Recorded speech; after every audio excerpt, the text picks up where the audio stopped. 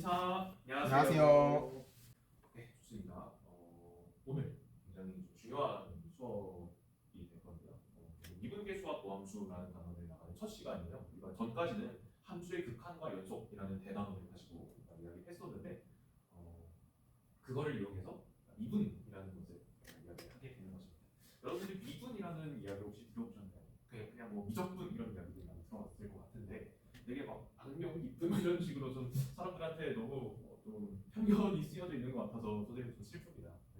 네, 우리가 지금까지 배웠던 함수의 극한과 연속이라는 개념을 잘 사용하면 전혀 어렵지 않은 내용이니까 다시 한번 잘 따라가 보는 것으로 합시다. 우리가 함수의 극한이나 연속 같은 것들을 다뤘을 때 x가 1의 우극한으로 간다, x가 1의 좌극한으로 간다 이런 것처럼 뭔가 굉장히 1에서 굉장히 가깝지만 점점 가까이 가는 상황에 대해서 다뤘었어요. 즉 x는 1 근처에서의 어떤 순간적인 뭔가의 변화 이런 것들에 대해서 다뤘거든요. 이 미분계수라는 것도 이 순간적인 변화와 굉장히 연결되어 있습니다. 그리고 이 순간적인 변화를 굉장히 좋아하셨던 과거 수학자 중 한 분이 바로 이분이십니다. 선생님, 이 사람 과학자 아니에요? 네, 맞습니다. 우리가 흔히 알고 있는 과학자 뉴턴입니다. 근데 이 사람이 굉장히 우리가 앞으로 배울 미적분이라는 개념에 대해서 굉장히 큰 공헌을 하셨어요. 선생님이 한번 영상을 하나를 준비했었는데 영상을 보면서 어떤 내용으로 뉴턴이라는 아저씨가 미분이라는 개념을 정의하게 되었는지 살펴보도록 하겠습니다. 자, 이분이 우리가 오늘 배울 굉장히 중요한 내용입니다. 지금 보면 사실 잘 이해가 안 될 수도 있겠지만 잘 기억해 두는 것이 좋아요. 그러면 다시 PPT로 돌아가서 이 영상을 보고 혹시 선생님 이건 잘 모르겠는데 이게 좀 사실은 우리가 유튜브 쇼츠에 있는 영상을 보다 보니까 좀 속도가 빨라요. 그래서 좀 이해가 안 된 친구들도 몇 명 있을 것 같은데 혹시나 이 영상 관련해서 궁금한 거 있는 사람 있을까요?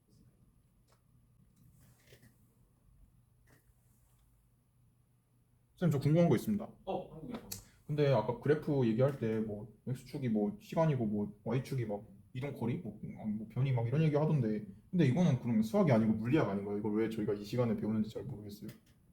굉장히 좋은 질문. 수학과 물리학 이 사이의 경계에 대해서 굉장히 모호하게 생각하는 친구들이 굉장히 많아요. 실제로도 그렇고요. 선생님은 뉴턴이라는 사람이 굉장히 위대한 물리학자라고 생각하면서 위대한 수학자라고 생각을 하는 이유가요. 이 물리학에서 나오는 어떤 여러 가지 물리 현상들을 수학의 언어로서 해독해냈기 때문에 선생님은 뉴턴은 굉장한 수학자라고 생각을 한답니다. 굉장히 체계적으로 이런 여러 가지 물체의 운동을 분석해냈어요. 그래서 어떤 물리학에 있는 현상들을 수학의 언어로서 풀어내는 능력이 굉장히 뛰어나신 분이었다라는 생각을 하고요. 아까 우리가 얘기해준 것에 대한 답변도 역시 마찬가지로 물리학에서 일어나는 현상들을 수학적으로 해석해낸 것이다라고 생각을 해주시면 좋을 것 같아요. 네, 알겠습니다. 또 다른 질문 있으신가요? 네, 없으시면 다음으로 넘어가도록 하겠습니다. 네, 그래서 오늘 학습할 목표는 무엇이냐? 바로 여기 나와 있는 빨간 글씨가 굉장히 중요한 글씨예요. 미분계수의 의미를 알고 주어진 함수의 미분 가능성을 판단할 수 있다.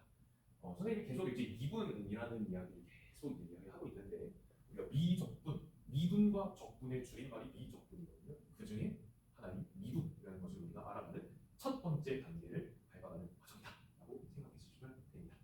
그래서 미분계수가 무엇인지 또 미분 가능하다라는 것이 무엇인지에 대해서 우리가 한번 판단해 볼 거고 또 여기 나와 있는 6가지 개념어들이 있죠. 이 6가지 개념어들을 오늘 한번 알아봐보는 시간을 가지도록 할 겁니다. 아까 영상에서 살펴봤던 내용 중에 가장 많이 나왔던 그리고 가장 중요한 단어 2가지만 먼저 살펴보고 넘어갈게요. 순간속도라는 이야기가 나왔고 접선이라는 이야기가 나왔어요. 우리가 오늘 이 수업을 이해하기 위해서 가장 중요한 개념어 중에 하나인데 순간속도. 아까 선생님이 한번 이야기하긴 했지만 우리가 함수의 극한이라는 것을 다룰 때 어떤 좌표평면이 있고 어떤 함수의 그래프가 이렇게 쭉 있어서 여기에서의 극한값을 구하세요라고 하면 우리가 어떻게 했었냐면 여기에서의 극한값은 여기에서보다 x값을 큰 쪽에서 가까이 가는 것과 작은 쪽에서 가까이 가는 것을 한번 살펴봤어야 한다. x가 큰 쪽에서 가까이 갈 때 함수값은 어디로 가까이 가는지, x가 작은 쪽에서 가까이 갈 때 함수값은 어디로 가까이 가는지를 판단함으로써 우리가 이 점에서의 이 함수의 극한값은 얘입니다 라는 것을 구할 수가 있었어요. 근데 우리가 이런 이 점에서 살펴보는 거면 이런 굉장히 먼 때는 우리가 볼 필요 없고 이 순간만 살펴보면 되는 거잖아. 그러면 우리가 살펴본 순간적인 변화라는 것도 역시 이 부분에서만 살펴본다. 이 부분 아주 작은 이 근처에서만 살펴본다라는 점에서 함수의 극한과 굉장히 밀접한 연관성이 있습니다. 그래서 여러분들이 앞에서 이제 훌륭하게 학습했던 함수의 극한 그리고 연속 개념을 정확하게 알고 있어야 한다라는 내용을 먼저 말씀을 드리고요. 또 접선이라는 것을 공부했었죠. 아까 어떤 게 있었냐면 여기 글프가 이렇게 있고 이 지점에서의 이 접선의 기울기가 바로 순환속도다 이런 이야기가 나왔었는데 우리가 접선이라는 것에 대해서도 사실은 우리가 고등학교 1학년 때 2차 함수의 그래프를 다루면서 2차 함수가 있으면 이 점에서 딱 한 점에서만 만나는 직선을 접선이라고 한다라고 우리가 이야기를 하기는 했지만 정확하게는 사실은 그 의미가 접선의 정의라고 할 수는 없어요. 다르게 우리가 정의를 하는데 이 접선이라는 개념을 역시 잘 살펴봐야 되겠다. 또 접선이라는 것을 알려면 접선도 어차피 직선이니까 직선의 방정식에 대한 내용도 여러분들이 잘 알고 있어야겠죠. 직선의 방정식 우리가 어떻게 썼는지 한번 생각나는 사람 있나요? y는 ax 더하기 b. 그쵸. y는 ax 더하기 b 이런 식을 우리가 x에 대한 1차식이라고 우리가 이야기를 했었고요. y는 x에 대한 1차식으로 나타나는 이 도형의 방정식을 우리가 직선이라고 이야기를 했어요. 그때 우리가 이 x의 개수를 우리는 이 직선의 기울기라고 이야기했었습니다. 특히 이 기울기라는 것이 우리가 오늘 배울 것과 굉장히 밀접한 관련이 있기 때문에 선생님이 지금까지 알려줬던 거 정확하게 기억하고 한번 우리 수업으로 들어가도록 하겠습니다. 우리 교과서 한번 이제 한번 펼쳐볼까요? 네. 네, 선생님은 교과서를 벌써 펼쳤고 여러분들 교과서 꺼내고 펼치시는 동안에 선생님이 몇 가지 학습지 나오는 거 하나씩 전화를 해드리겠습니다.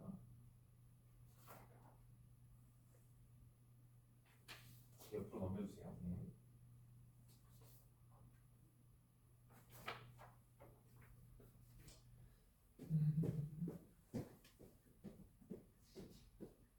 펜니.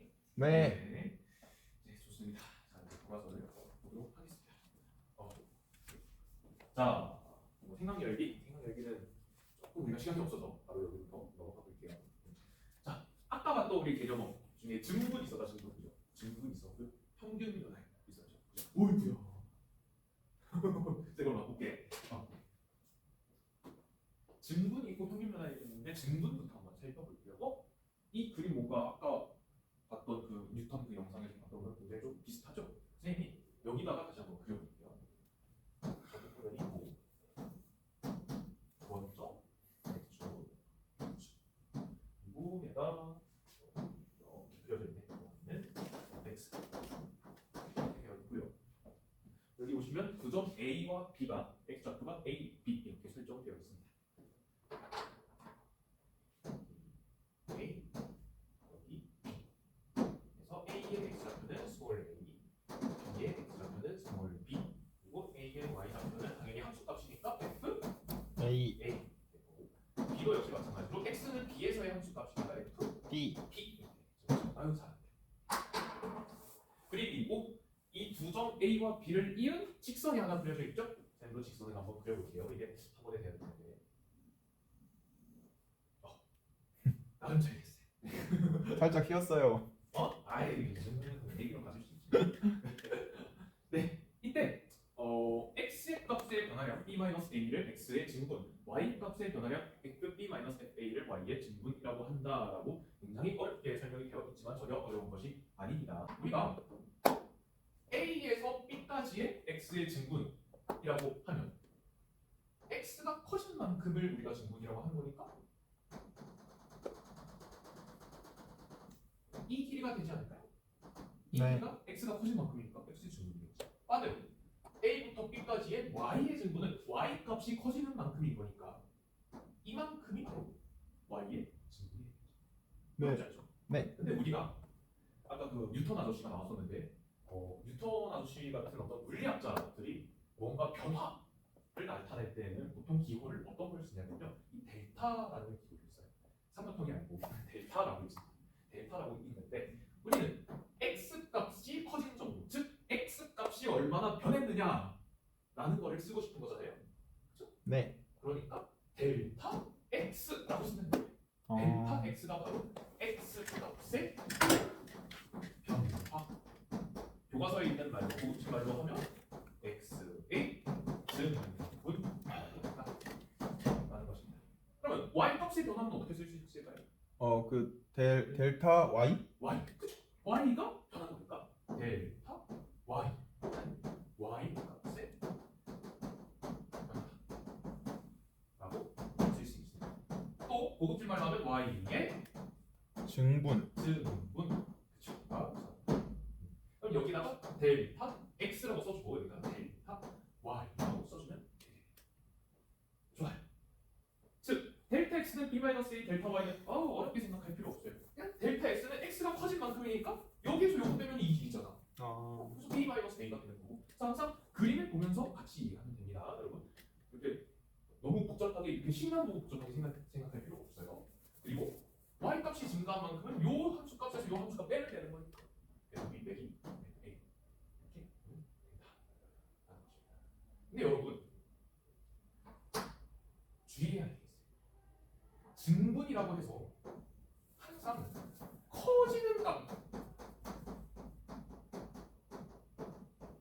값만 이야기하는 것일까요? 우리가 꼭 x 값이 a 값에서 b 값으로 커지는 경우만을 우리가 x의 증분이라고 이야기하지는 않아요. 반대로 여기가 a이고 여기가 b라면 이런 경우가 있을 수 있어요. 기준점을 어디로 잡느냐에 따라서 x 값이 커질 수도 있고 달라질 수도 있고 x 값이 커지든 작아지든 일단 변화. 마찬가지로 y 값도 커지든 작아지든 일단 변화를 증분이라고 이야기하는 것입니다. 그렇기 때문에 델타 x, 델타 y 모두 0보다 작을 수도 있다. 기준에 따라서 다르다라는 거 항상 잘 생각해 주고 있어야 해요. 그럼 여기에서는 뭐 a부터 b까지라고 하면 그냥 똑같이 b 마이너스 a 해주시면 돼요. 얘가 델타 x가 되는 거고. 그럼 여기에서 a에서 b로 간 거니까 여기에서 여기로 간 거잖아. 네. y의 값은 그럼 여기에서 여기로 y 값이 간 거니까 이거 맞지 않아요? 가 함수값이 변화가 된다라고 볼 수 있습니다.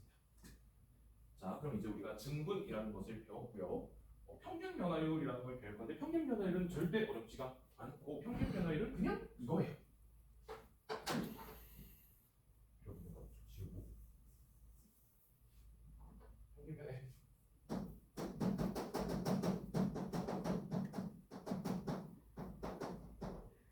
평균 변화율은 그냥 x 증가율 아까 얘기했던 x의 변량, x의 변화, x의 증분이라고 얘기했죠. 분의 y의 증분. 얘가 그냥 평균 변화율. 근데 우리가 고등학교 1학년 때 수업을 조금 열심히 들었던 친구라면 이 생각이 들 거예요. 선생님, 근데 이게 이 직선 있잖아요, 이 직선. 직선이 뭐 A라고 하면 A라고 하면 직선의 기울기 아닙니까?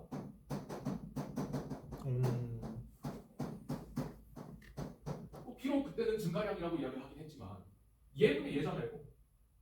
직선의 기울기 아니에요? 네. 맞습니다. 어? 평균 변화율은 이 두 점을 이은 직선의 기울기입니다. 그럼 왜 또 배워요? 똑같은 거. 똑같은 걸 왜 또 배우냐? 여기에서 더 재밌는 걸 하기 위해서. 좋은 질문. 여기에서 뭔 재밌는 것을 할 것이냐는 다음 페이지에 가서 한번 살펴보도록 할 건데 그 전에 일단 한번 연습해봐야 되겠죠. 평균 변화율이라는 것을 어떻게 구하느냐. 뭐 이런 거를 한번 해볼 수가 있겠죠. 예제 1번에 이렇게 나와 있는데 쌤 한번 이걸 한번 해볼게요.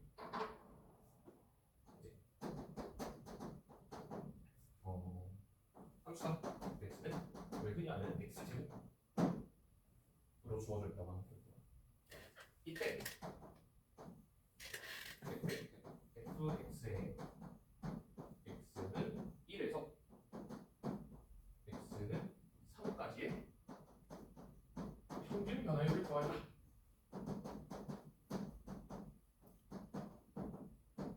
라고 되어 있습니다. 그러면 이런 그림이 나타날 수 있겠죠. 했을 때 우리 y는 x제곱 네. 잘 아는 그래프잖아요. 네. 이런 모양으로 생기나요, 했죠? 네. 근데 x는 1에서 x는 3까지의 평균 변화율 구하라고 했으니까 우리가 x의 증분을 알아야 되고 y의 증분을 알아야 돼. 근데 x의 증분을 알고 y의 증분을 알려면 점을 표시해야 했었죠. 점을 한번 찍어볼게요. 그랬을 때 평균 변화율은 아까 제가 말씀드렸던 것처럼 이 두 점을 잇는 직선의 기울기가 같다라고 말씀을 드렸습니다. 그러면 이 두 점을 지나는 직선의 방정식 우리 알고 있죠. 네. 그럼 얘가 바로 이 직선의 기울기죠. 네. 얘가 직선의 기울기가 2분의 8에서 4입니다. 그러면 fx의 x는 1에서 x는 3까지의 평균 변화율은 몇이다? 평균 얘기해볼까? 4. 4라고 할수 잘했어요. 네. 또 얘는요 어떻게 표현할 수 있냐면요 이 b라는 녀석이 a라는 녀석에다가 x의 증분만큼 더한 것이다라고 생각할 수 있죠. 네. 우리 아까 그림 그렸던 거 생각해보면 a에서 x의 변화량만큼 더한 것이 b였습니다. 물론 뭐 더 커질 수도 있고 더 작아질 수도 있죠. 그렇기 때문에 그럼 b의 자리에다가 a 더하기 델타 이거 델타라고 부른다 했잖아. 델타 x를 집어넣어. 그러면 a 더하기 델타 x 빼기 a 분의 f a 더하기 델타 x 빼기 a 이렇게 되겠죠. b에다가 그냥 a 더하기 델타 x를 집어넣으니까. 네. 그럼 분모를 정리하면 델타 x의 f a 더하기 델타 x 빼기 f a 이렇게도 쓸 수가 있더라.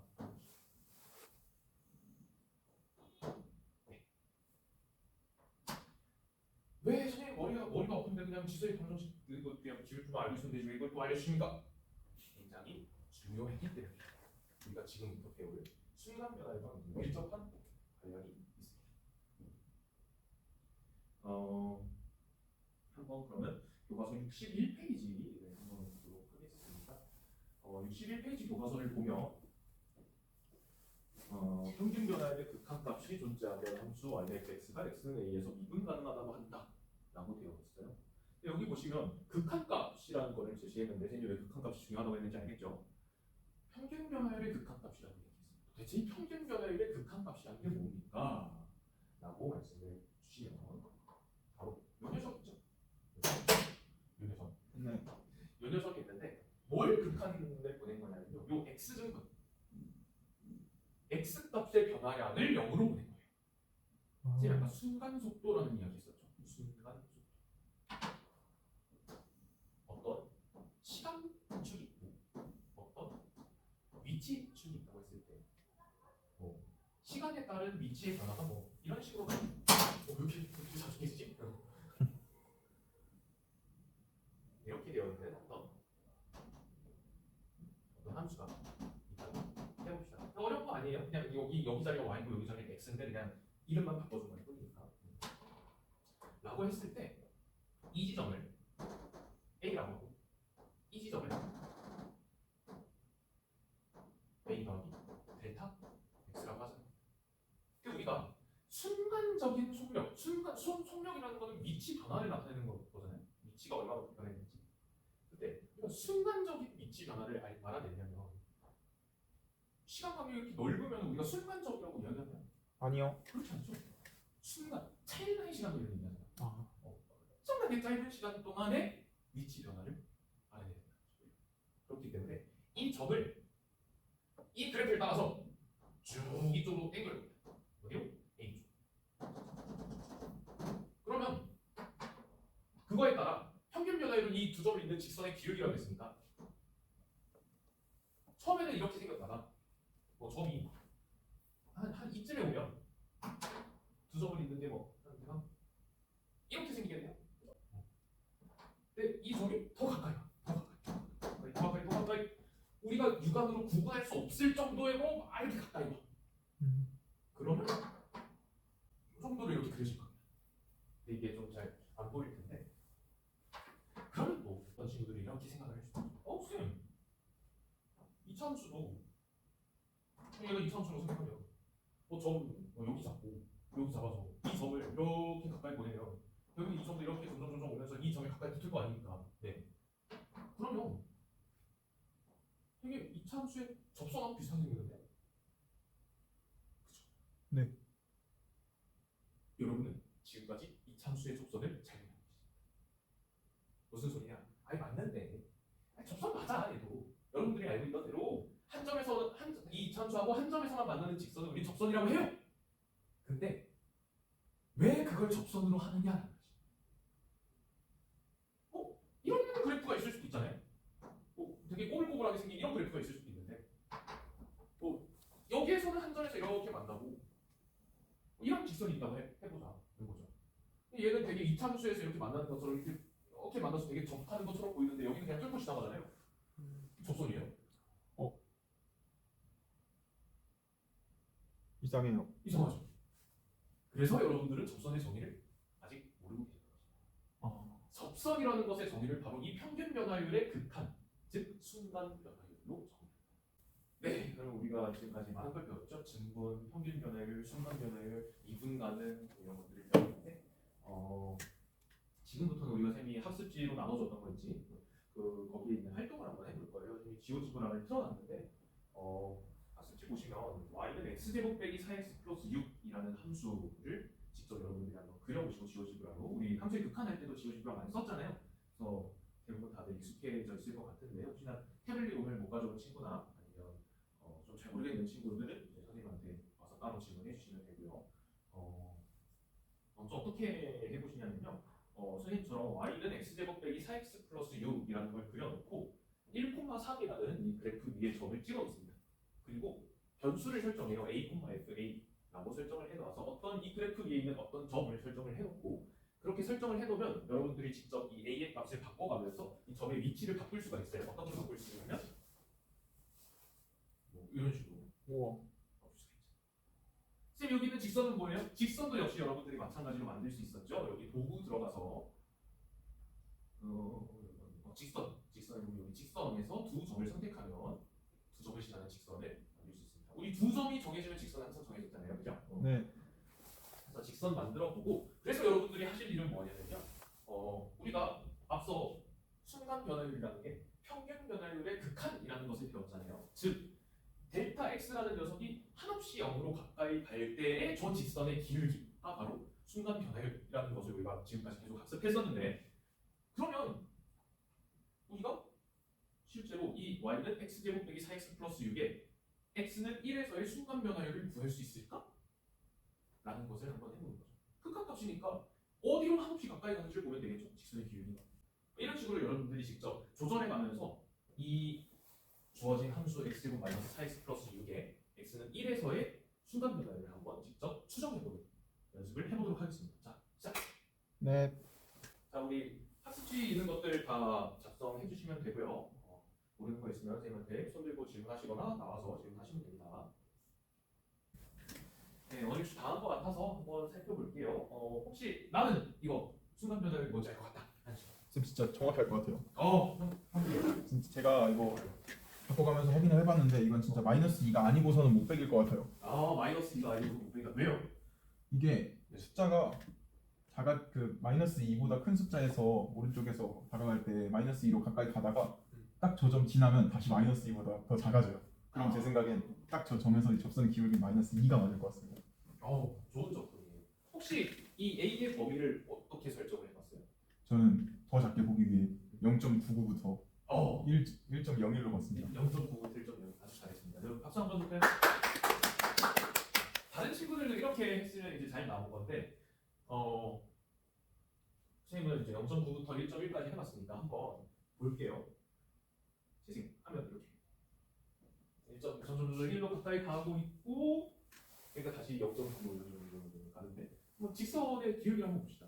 1로 점점 가까이 가니까는 마이너스 2에 점점 가까워지다가 점점 멀어지니까 다시 마이너스 2에서 멀어지고 다시 또 A가 1에 가까워지면 직선이 기울기가 마이너스 2로 가까이 가다가 다시 멀어지면 다시 마이너스 2보다 점점 멀어지고 그러니까 이 A 즉 움직이는 이 점이 B에 점점 가까이 갈수록 직선의 기울기가 마이너스 2로 가까이 가는구나. 그러면은 순간 변화율이라고 하는 것이 평균 변화율의 극한이었으니까 평균 변화율의 극한, 즉 얘가 점점 이 고정되어 있는 점으로 가까이 가는 상태. 그때 이 직선의 기울기가 마이너스 2지 않을까? 그거 아니고서는 안 될 것 같은데? 라는 생각을 해볼 수가 있는 거죠. 또 선생님이 처음에는 분필을 밟았어요. 여기 지우고 다시 한번. 실제로 그런지 한번 계산해보면 되지. 우리는 극한이라는 합치 극한이라는 아주 좋은 도구를 알고 있어요. 그리고 어떻게 계산하는지 좀 알았죠. 델타 x가 0으로 가야 되는 거예요. 그럼 계산해보면 되죠. 하는 식으로 해볼게. 함수가 fx는 x제곱 빼기 4x 플러스 6이었죠.